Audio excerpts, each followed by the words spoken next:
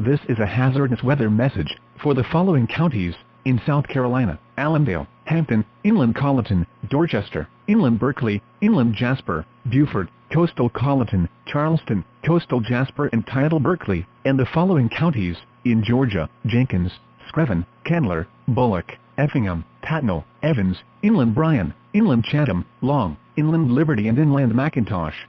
Freeze warning in effect from 1 a.m. to 8 a.m. Eastern Standard Time Sunday. What?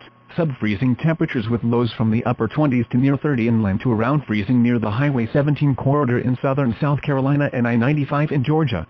Where? Inland portions of the South Carolina Lowcountry and Georgia Coastal Empire, mainly west of around Highway 17 in South Carolina and I-95 in Georgia. When? From late tonight through Sunday morning. Impacts: people, plants, and pets could be harmed and unprotected outdoor plumbing could be damaged. Freezing temperatures are likely for several hours inland and a few hours closer to the coast. Also, scattered to widespread frost is likely in all areas away from the immediate coast. Take steps to protect sensitive people, plants, and pets from the cold temperatures and frost.